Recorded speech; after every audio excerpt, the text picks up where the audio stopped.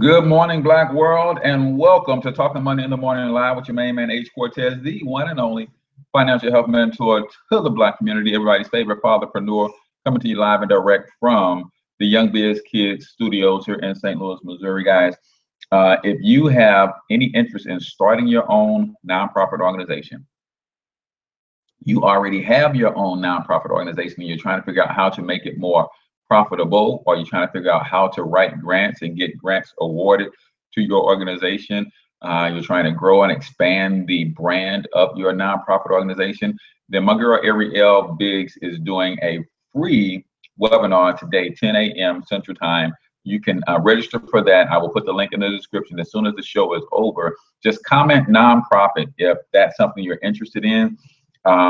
She's also doing one a little bit later today, so if you can't make this morning, she's doing another one at 8 p.m. Central Time tonight. So if you're interested in registering for that one, let me know. Type nonprofit in the chat so we can go ahead and get you registered. And really, nonprofits, we kind of think about nonprofits unlike regular businesses, in the sense that we think that the only way that a nonprofit can generate money is by donations or grants, right? But no, nonprofit organizations can make money as well, and she'll show you how to do all of that, how to build a brand around your nonprofit, how to develop your mission statements and your board of directors, all of that. If you're interested in that, then you need to type nonprofit in the chat so I can get you that link to get yourself registered for one of 3 webinars that's going down today, one at 10, one at 2, and then one at 8. So pick the one that fits your best time for you, and we'll show you how to get that thing done. Really quickly, if you have not already checked out the Monetize My Life Academy, if you're building a brand of any kind and you want help with email marketing, internet marketing, blogging, podcasting, any of those types of things as it relates to building a brand and marketing yourself, your products, your services, Monetize My Life Academy is a place for you. Go to www.monetizemylifeacademy.com. Yes, Monica, we will get you that information to get you registered for that webinar.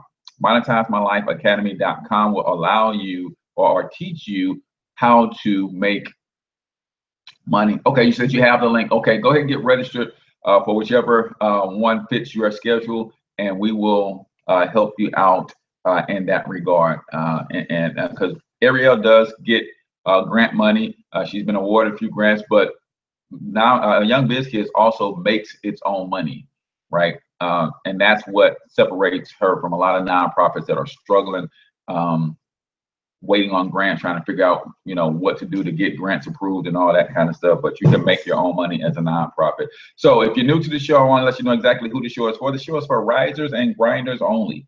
If you're ready to get up, get out, and get something, then this is your show. If you are the type of person that is about building a legacy for you and your family, absolutely this is your show, right? On the other hand, if you are the bump on the log, sitting back waiting on some sort of handout instead of a hand up, this show is not for you. If you are the type of person that can't stand the word money, you think capitalism is evil, you think money, wealthy people are snobs or jerks, this is not your show.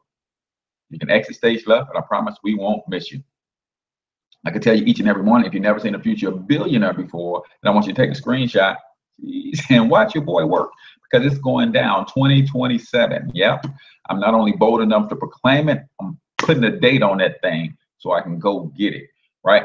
So today's show, we're talking about money. Again, we're wrapping up a 3-part series, faith, family, and finance. We talked about the importance of faith, not only in your creator, but also in yourself. We talked about family, how to develop solid family relationships, how to strengthen your family. We talked about how to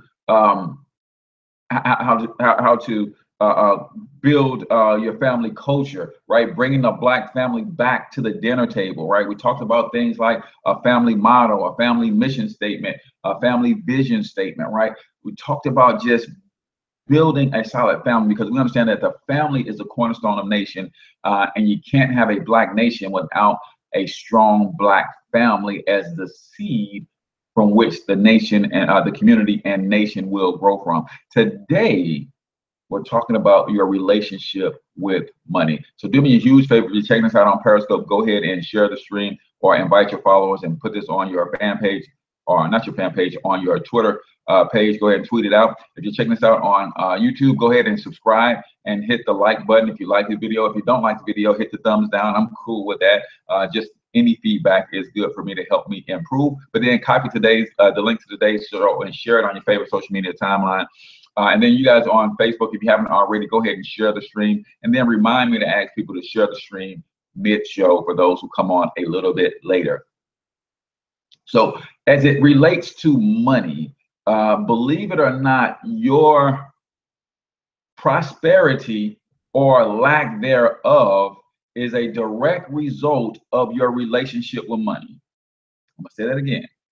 Your prosperity or your lack thereof is a direct relationship, a direct result of your relationship with money. See, your relationship with money, just like any other relationship, you have to care for and you have to nurture that relationship. Relating to money is just as important as relating to family and friends.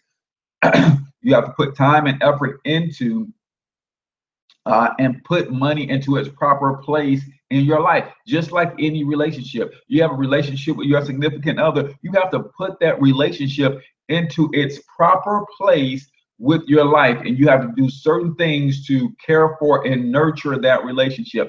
Same is true with your relationship with money, right? You have a relationship with your creator. That relationship is critically important. You have to put that relationship in the proper place in your life. And then you have to nurture and cultivate that relationship to keep it healthy, to keep it strong. Well, so is true with your relationship with money. You must develop the proper mindset and attitude as it relates to money. So many people have a negative attitude when it comes to money that they will never have any financial success or even financial stability in their lives because of the attitude that they take towards money, right? You have to also find out first, I believe the first step is to find out what type of money person you are. So we're going to go over the 4 types of money person. And then we're going to talk about how some steps that you can take to improve your relationship with money. You guys ready? The 4 types of money persons, right? There's 4 money people are broken down into 4 different categories. Now, I'm not going to ask you to say out loud which money person you are, but just think to yourself. If you want to, if you feel comfortable enough saying that and admitting that in the chat, that's fine, but not required. Number 1, are you a money splurger? A money splurger. What are the characteristics of a money splurger? A money splurger purchases things beyond their means. Now, sometimes all of us do that once or twice, right? A money splurger makes that their habit. They just live above their means. They make $50,000 a year. They find a way to spend $100,000 a year. That's a money splurger. Is that you? Are you a money splurger? Here are the characteristics of a money splurger. Money splurgers purchase and live beyond their means. It's a money splurger. The characteristic number 2, a money splurger likes to shop depending on their mood, right? A money splurger shops depending on their mood, right? Hey, I'm happy. Let's go shopping.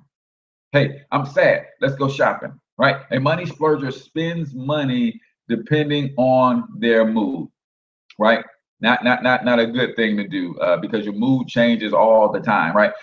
Characteristic number 3, a money splurger It's basically when they're shopping according to their mood, they're shopping in hopes of finding happiness or to relieve pain. Are you the type of person that likes to spend money in search of relief or pain, or in search of finding happiness? Right?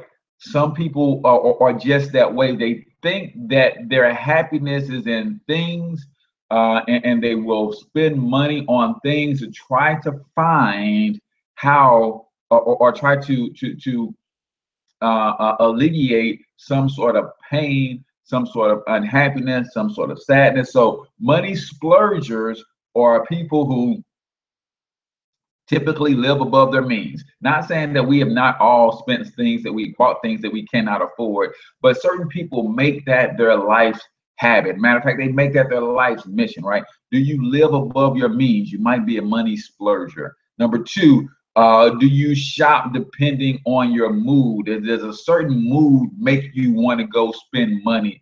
In a lot of cases, you're spending money that you don't have, right? Money splurger, your mood. Are you trying to fill some sort of void, and that's why you shop, right? Whether it's pain, whether it's loneliness, whether it's you're trying to make yourself happy, right? And one of the things that results from that, money splurgers tend to accumulate lots and lots of debt. Just buying something new can make you feel better sometimes. And I agree with that. But if that's why you're buying something new, you might want to get to the root cause of what's making you feel not so good and address that, because you will have those moments more often than not. And if every time you're not feeling good, you go shop, you might need some loan money in order to stay afloat living that type of lifestyle. But I get what you're saying. Sometimes that is a good temporary relief, a good temporary outlet. And if you're not accumulating a whole lot of debt, if you're not making that your life's habit, that's not necessarily a bad thing. But a lot of people who are money splurgers, they're in a bad mood all the time.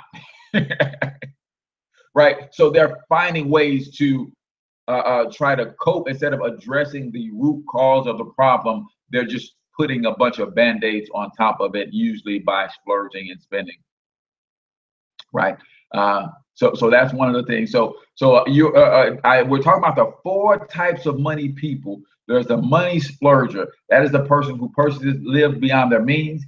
They spend money depending on their mood. They shop in hopes of filling some sort of void or relieving of some sort of pain, and they tend to accumulate lots of debt. Person number 2, money person number 2, are you a money miser? A money miser, aka tightwad, right? Are you a tightwad when it comes to money? A money miser is a person that fears poverty and worries a lot about not having enough money, but they go a little bit overboard. They go a little bit overboard. They fear poverty and worry about not having enough money to the point that they live in poverty because they spend so little. Right? You understand how sick that is? A money miser is someone who fears poverty so much, and they worry so much about not having enough money to the point that they live in poverty because they spend so little. Now, here's a person who's worried about poverty, but will live in poverty because they're always thinking about not having enough money. Are you a money miser? Are you a tightwad? See, that's equally as sick as a splurger, right? You're gonna put yourself in some tough situation. You're gonna go without bare necessity sometimes because you're just tight, right? You're just tight. There's some issues going on when you're a money miser, right? Money misers fear poverty and they worry so much about not having enough money to the point that they live in poverty because they spend so little, right? They live in poverty because they spend so little. Don't let that be you, right? So these are sometimes people who make really, really good money and they never take a vacation. They make really good money and they never do anything fun, right? That could also be detrimental to one's health, living that way as a money miser or as a tightwad. Different from being frugal. Don't confuse being a tightwad with being frugal. Being frugal is more about having a plan. A tightwad just says, "Hey, I will live in this hole in the wall where it may not be safe for me and my children. It may not, the conditions may not be the best, all in the name of, or because of my fear of not having enough money in the future." Money misers. Money haters. You guys know I talk about money haters all the time. Money hater is a person that detests money and what it does to people. Money haters are the type of people who detest money and what it does to people. Let me say this. Let me say this.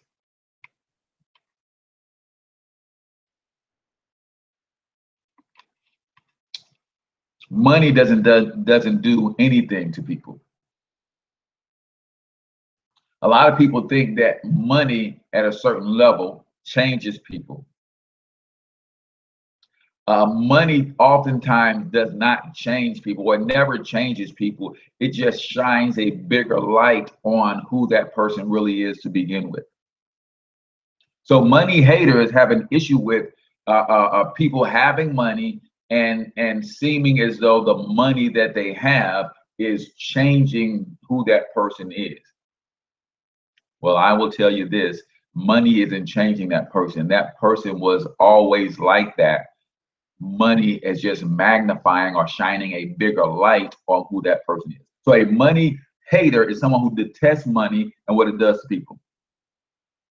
They purposely avoid mere material possessions whenever they can. They purposely avoid material possessions. So the money hater is a person who has a problem with buying a new pair of shoes when their current pair of shoes is run over, right? I don't want people to think that I'm Miss Goody Two Shoes or Mr. Goody Two Shoes because I got some new shoes, right? I don't want to show. So they have an internal problem with money, and I think for a lot of people like that, the problem is with who they are, and they think money is going to expose who they really are to the world. And as a result, they try to not become financially successful because they know intrinsically that if I'm a jerk, having lots of money is going to make me a bigger jerk. So when you have money, or the money hater kind of detests money, and what tends to happen is when you have that attitude long enough, you will repel money away from you. So if you're a money hater, you don't ever have to worry about getting no money, because money flows to and through those who have a good relationship, a good attitude towards it. So when you are a money hater, you don't have to worry about getting rich. You don't have to worry about getting a significant amount of money, because you're going to always repel money away from you. So they purposely avoid material possessions. They also live in deprived and desolate conditions due to their attitude towards money. Again, they're avoiding material possessions. They don't see money as a tool. They see money as something that is evil and something that is that will corrupt all, right? And that's just not the case, man. You can have money and not be corrupted by it. You can have money without making money your God, right?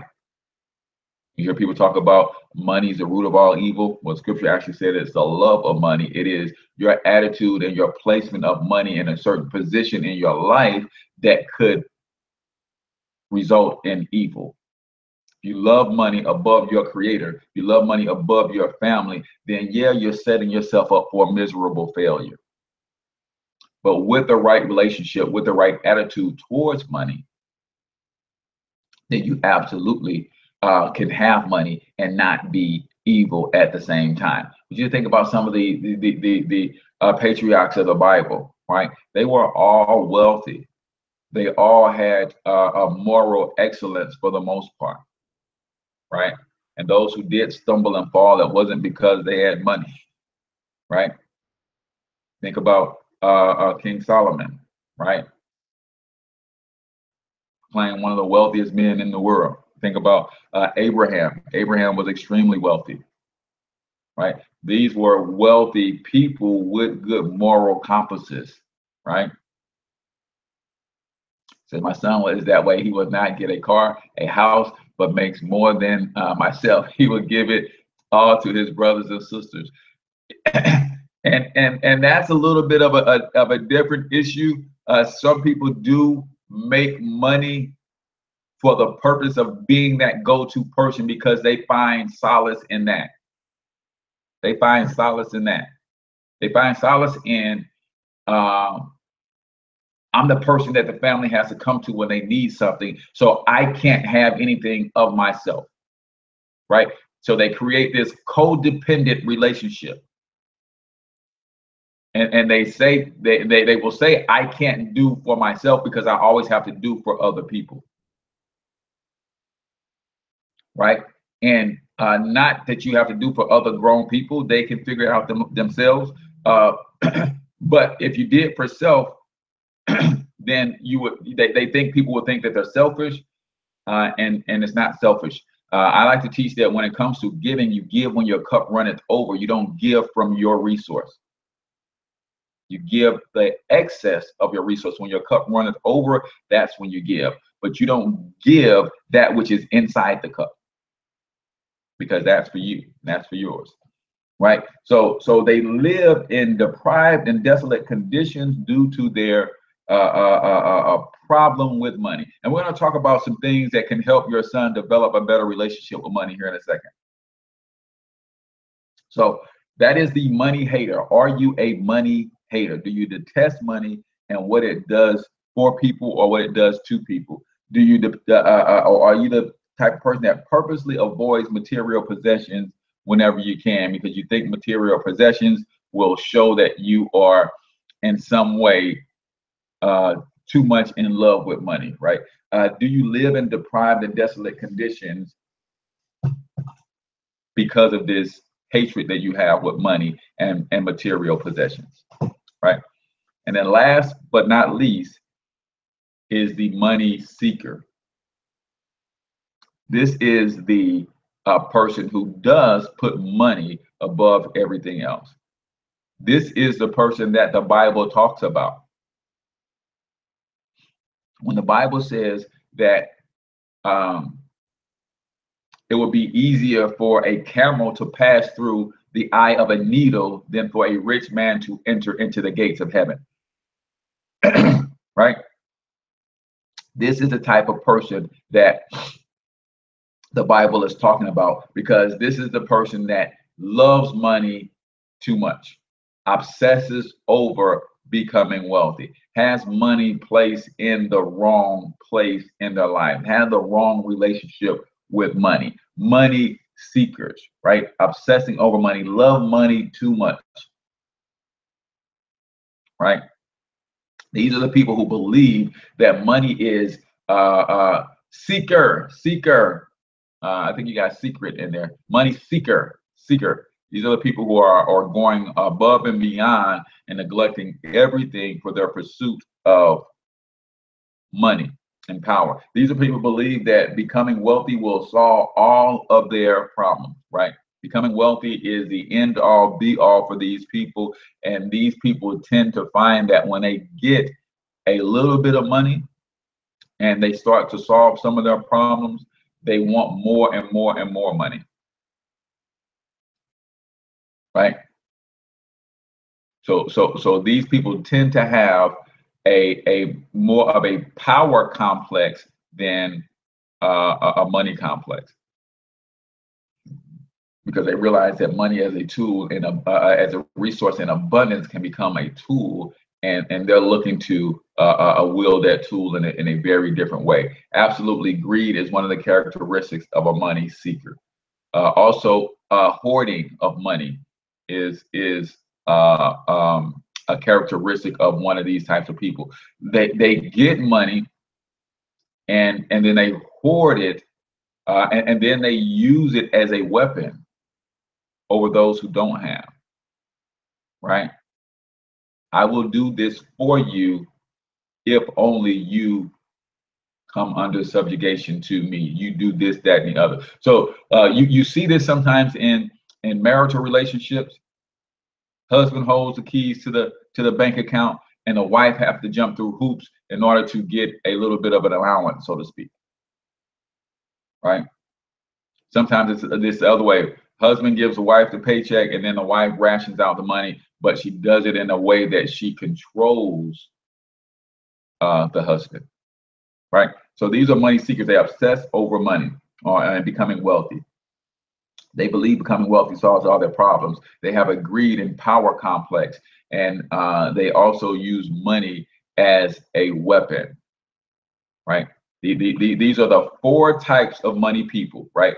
So if you find yourself somewhere on the spectrum, we're all in this spectrum to some degree, right? Everybody has a little bit of a splurger in them. Everybody has a little bit of a miser in them. Everybody has a little bit of a hater in them. Everybody has a little bit of a seeker in them, right? The key is identifying. So let's talk about some ways that you can improve your relationship with money. How can you improve your relationship with money? First and foremost, you have to acknowledge and assess your existing relationship. How do you improve your relationship with money? Everything starts with the admission of where you are, identifying where you are. You have to acknowledge and assess your existing relationship. Acknowledge that, yes, I am a money miser. That's who I am. And then you have to assess whether or not that is a healthy place to be. Is that a healthy relationship to be in with money? Acknowledge first where you are on that spectrum. Are you a seeker? Or are you a hater? Or are you a splurger? Or are you a miser? You have to first acknowledge that. Here's where I am. It's the same GPS analogy, right? The GPS can work wonders if they know two things: where you are and where you're going.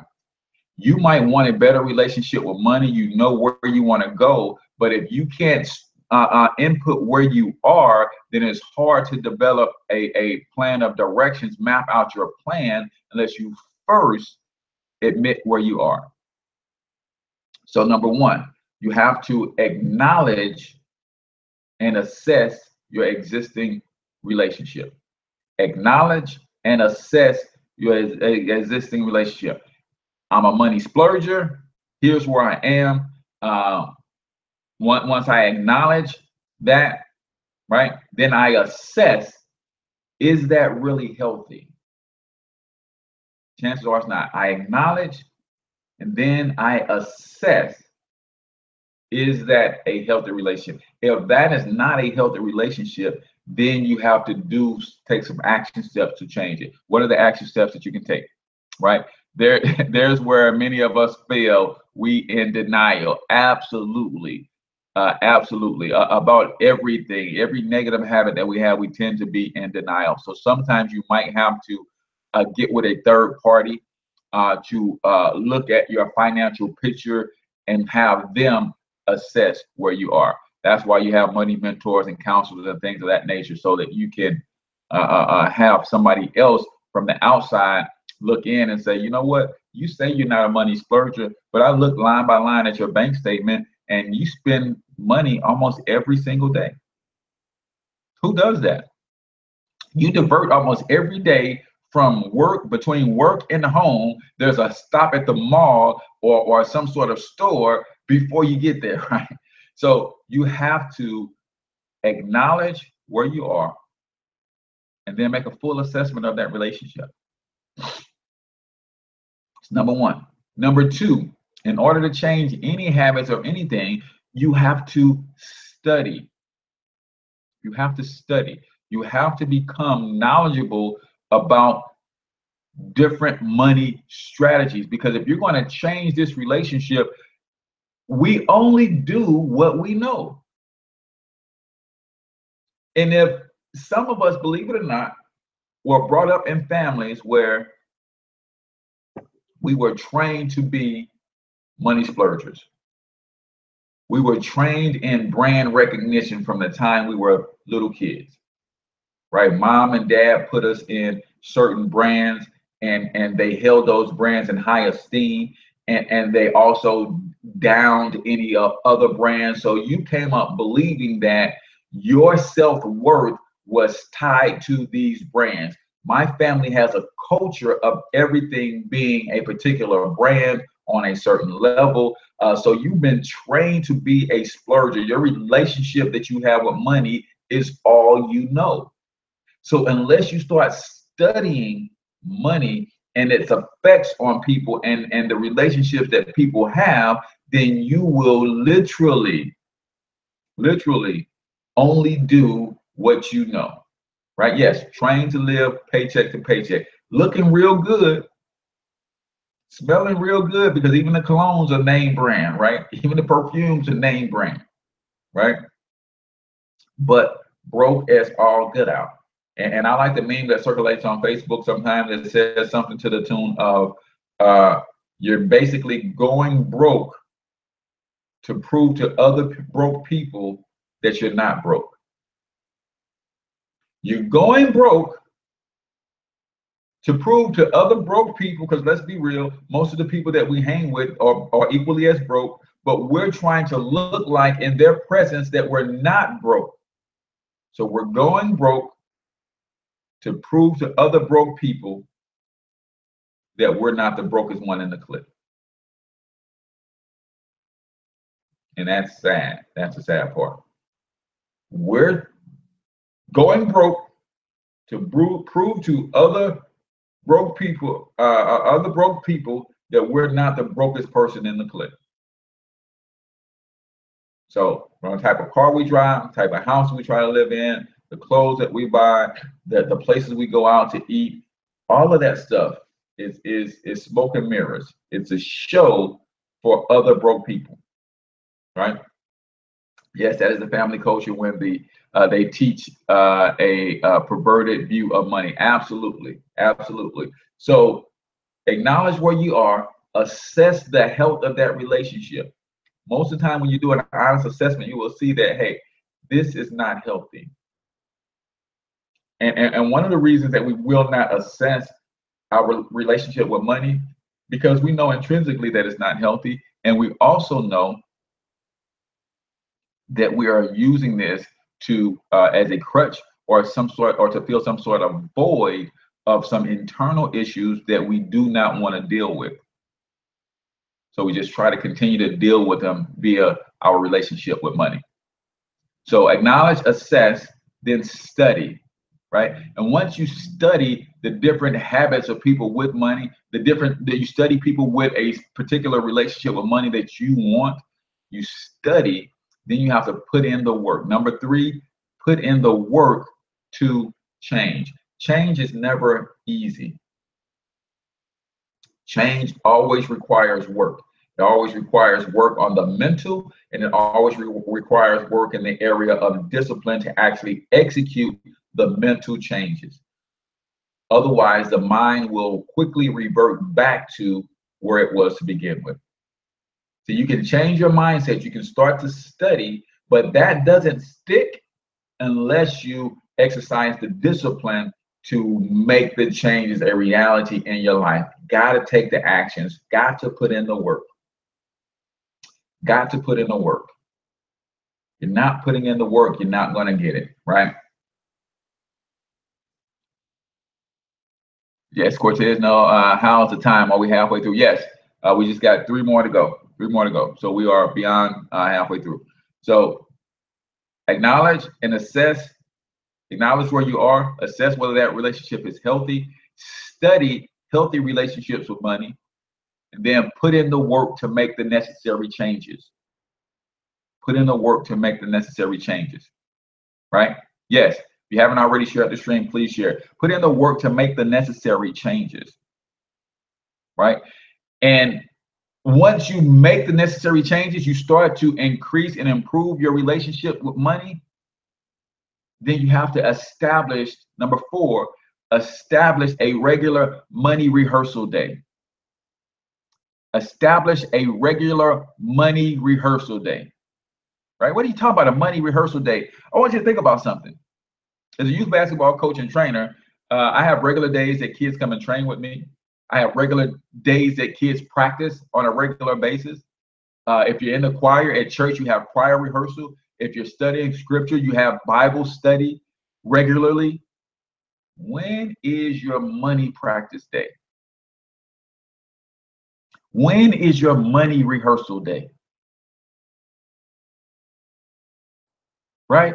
See, when you put something into practice, when you make a fundamental change in how you behave, in order to continue to get better at that or maintain that level or that existence of that change, you have to practice. Put in a regular money day. I want you guys to write something down. Billionairebeliefs.com.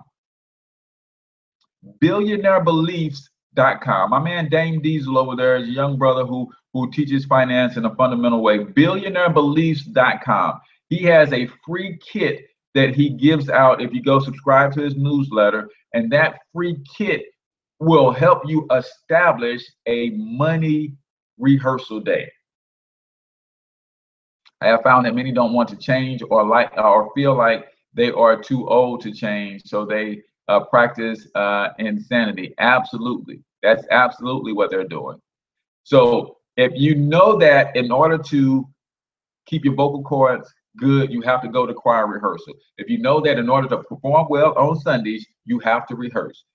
If you know that if you're a sports fanatic and you play sports or you coach sports or you're trying to get better, you know that you have to do practice, you have to rehearse, you have to train. If you know that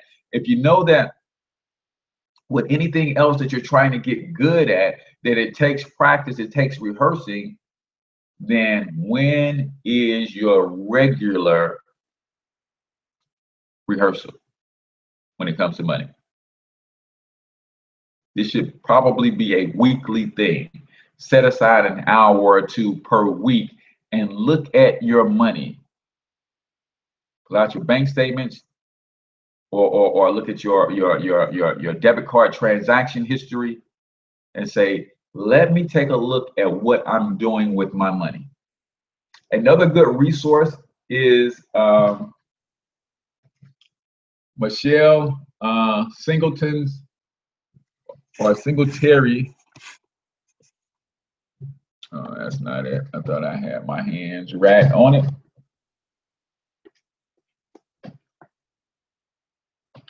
This is another good resource for understanding where your money is going. Michelle Singletary's 21-day financial fast. If you're having a tough time assessing your relationship with money, acknowledging where you are, go on this 21-day fast. Go on this 21-day fast and see if you don't find yourself having withdrawals in certain areas of your financial life. Right? If you get through day 2, 3, 4 of the fast and the mall is calling you, then you might be a splurger. You might be a splurger. If you can breeze through the fast with no problem at all, you might be a miser, right? So those are two resources that will help you. Billionairebeliefs.com, and try it without the S. I can't remember if it's beliefs with an S or without, but if you want to search him on Facebook, his name is Dane Diesel. Dane Diesel. But 21-day financial fast is a good way to get a hold of your money and establish some good habits inside of your finances. Will help you change where you need to be. Yeah, Michelle Singletary, 21-day financial fast is a good resource for you guys to get a hold of your money. And in fact, that leads me to number 5. All right, number 4 was establish a money rehearsal day. Number 5 is you might want to look at going into some sort of quarterly or biannual financial boot camp. This is a good one to do every quarter or at least twice a year. Every quarter or at least twice a year, right? Some sort of financial boot camp, because you're trying to change something that's probably been in you your entire life. And just like as an athlete, I can train my athletes every day or twice, 2 or 3 times a week. And they come into me and they train, but muscles have memory. So eventually after 2-3 weeks, the muscles get used to a particular type of training and they stop getting anything out of that. So once a month, once every 2 months, I have to send them through something like a boot camp to shock the entire system. I have to switch up the entire routine. I have to change things to make it uncomfortable for them yet again. Otherwise, if you do the same type of exercises over and over, eventually you will get used to them. So for instance, if you struggle to do 10 push-ups a day, and you did every day, you struggled through them, you did them every day, in about a month, you're gonna be able to knock out 10 push-ups like nothing, right? It's gonna be nothing. But guess what? If you keep doing just 10 push-ups every day, those 10 push-ups, you will get nothing out of that, right? So when you establish your change after you study, you start changing, your habits change, then you establish your money rehearsal day, that will become ritualistic, meaning you're doing it yourself. It's kind of like me when I write and I go back and I proofread my own work. I know what I was trying to say, so I miss things all the time. You would need an outside expert to go through your money rehearsal with you in boot camp style, every quarter, twice a year, every 6 months or so, to whip you back into shape, to show you the things that you had been missing because you got mundane in your routine. You got mundane in your routine, right? So if you want to establish a different or better relationship with money, let me just recap the whole thing. So the 4 types of money people that exist: money splurgers, evidenced by purchasing things beyond your means all the time, right? That's just a habit. Shop depending on mood, right? Shop in hopes of finding happiness or to relieve some sort of pain or to deal with some sort of emotion, right? That is a splurger. And it's evident those people tend to be or accumulate a lot of debt, right? Because there's really no plan in how they spend money, right? It's usually they spend money as a reaction, right, to some other stimulus, and that usually leads to a lot of debt. That's a money splurger. Money's miser. They fear poverty so much, they worry about not having enough money that they don't spend money on anything. And they live in poverty at the same time they're afraid of poverty. They fear poverty and not having money so much so that they live in poverty and don't even realize it. They live in poverty and don't even realize it because of a twisted thought of not having enough money and fear of poverty, right? They spend so little and basically are living in poverty while at the same time they have a fear of living in poverty and worrying about not having enough money. That's a money miser. A money hater is a person who detests money. Is a person who detests people with money, right? Is a person who detests or what money can do for people, or in other words, what they think money will do to a person. They tend to purposely avoid material possessions. They kind of live in deprived and desolate conditions due to their attitude towards money and material possessions, right? And then there's the money seeker. That is the person who over obsesses about money. Go too far beyond money. They think money will solve all of their problems, right? They tend to have a greed or power complex. They tend to use money as a weapon, right? I get to dictate because I have all the money. I'm paying for this, so I'm going to decide what I use my money for, right? So everybody's got a little bit of every one of those things in us, but some of us have an issue, or we're too far down the rabbit hole in one of those things. In order to change your relationship with money, just like your relationship with your family, just like your relationship with your creator, just like your relationship with yourself, you have to first acknowledge where you are, and then you have to assess whether or not that relationship is healthy, right? You don't have a healthy relationship with yourself. You have to first acknowledge that. You have to assess that. So if you have low self-esteem, self-doubt, self-hate going on, you have to first acknowledge that, and you have to assess that, hey man, that's not a healthy relationship. You have to do the same thing with your money. And once you assess that about yourself, then you have to study money and how to create a good relationship with it. You have to study, because if you don't study, if you just the alcoholic or the drug addict can acknowledge where they are. They can assess that this is killing me. But if that's all they know, and they don't go study how to break the addiction, how to study and assess the root cause, if they don't go study and learn something new about these particular addictions, then they're only going to do what they know. They're only going to do what they know. So you have to then go study. But once you study, you can get all the knowledge in the world. That's why I love the people who accurately say that knowledge is not power. It's the application of knowledge, right? I know a lot of stuff that I do absolutely nothing with. There is no power there.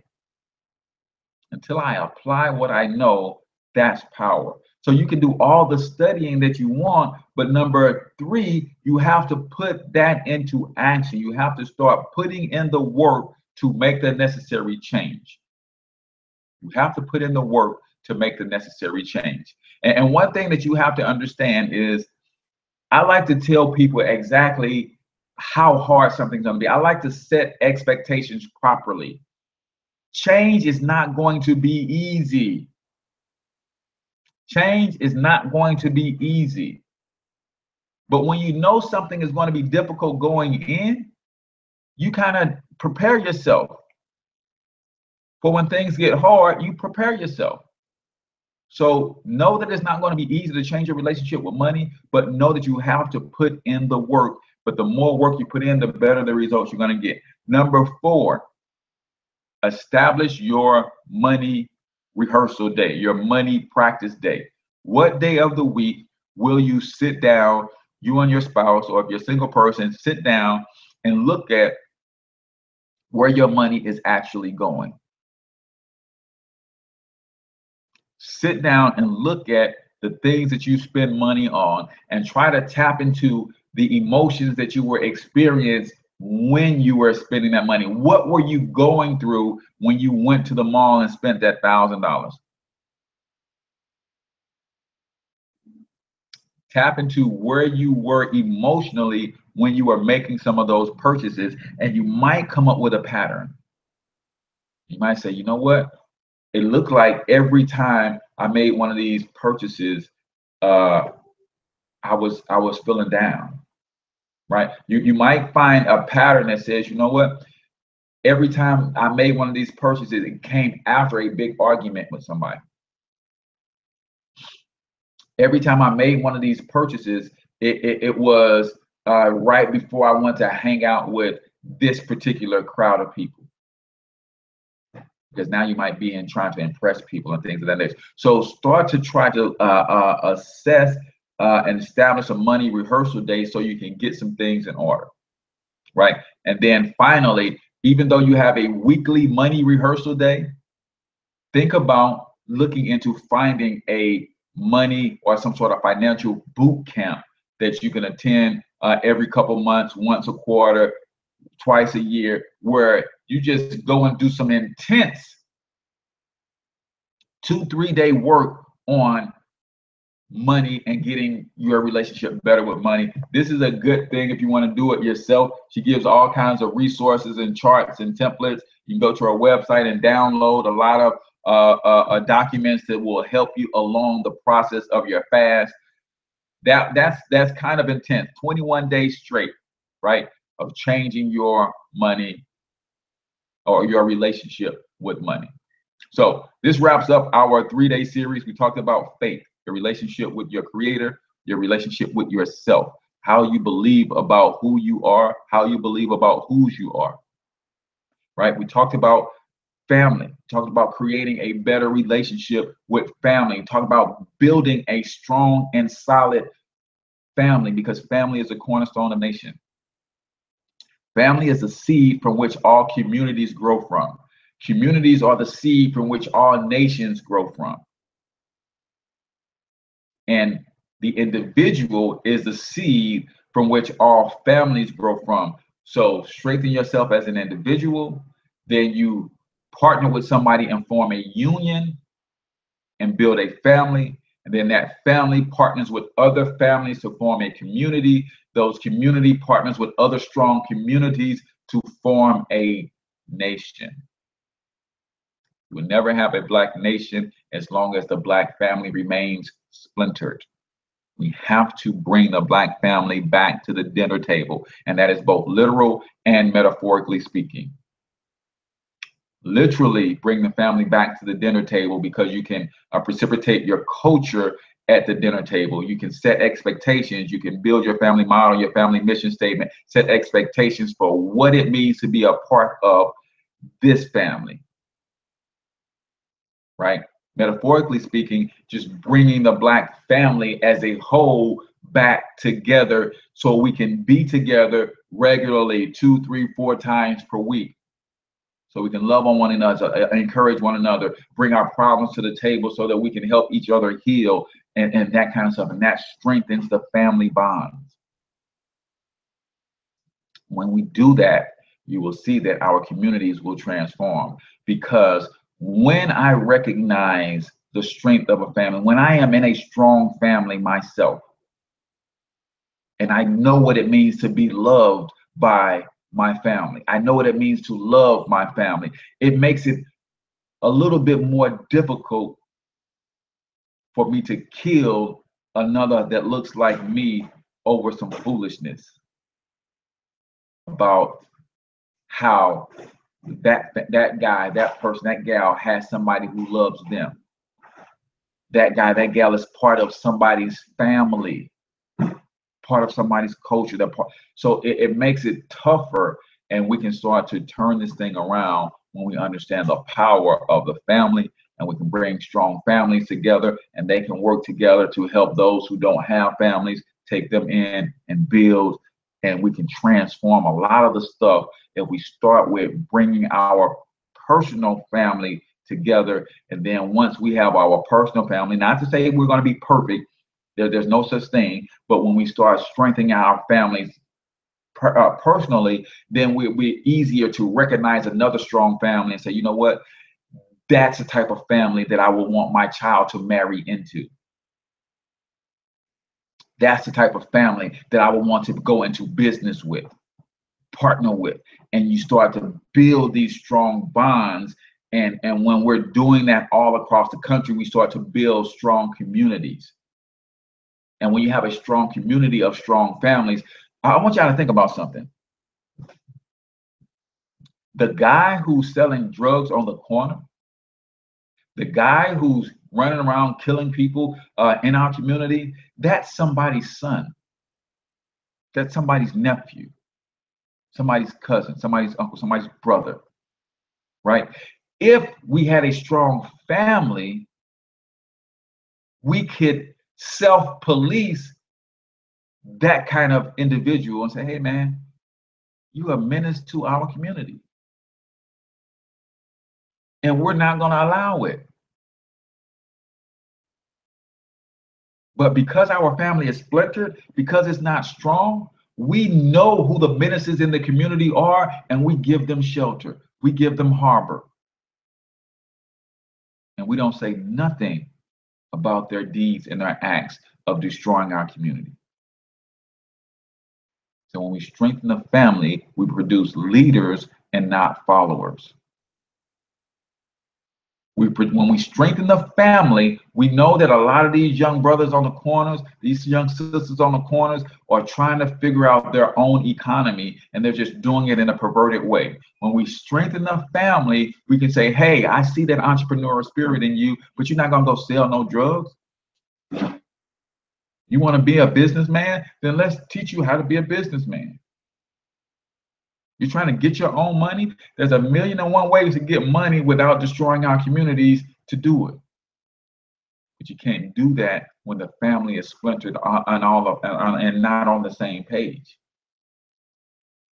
So, faith, family, today was a financial installment. Develop the right relationship with money. One of the reasons that the family is splintered is because we have the wrong relationship with money. And everybody's chasing money instead of chasing family culture, family ties, and the building up of the family. So get the right relationship with money. We can build strong families, make sure that our faith in our God is right, our relationship with our Creator is right, our faith and our relationships with ourselves are right. Strong individuals create strong unions create strong families create strong communities, and a strong community will build a strong nation. So appreciate that for you guys for tuning into this particular series. I am H Cortez, the one and only financial health mentor to the Black community. If you want information on how to join or access today's webinar on how to start a nonprofit, how to run a nonprofit more effectively and efficiently, how to run a profitable nonprofit without the need to fundraise and do donations and seek and wait on government grants and stuff, just inbox me and let me know. I will send you the link to register for today's webinar. I think you're going to be blessed if you're into nonprofits, and you will learn a lot. So I'm H Cortez. Till I talk to you guys tomorrow, I want you to get your money up, because you absolutely can do it.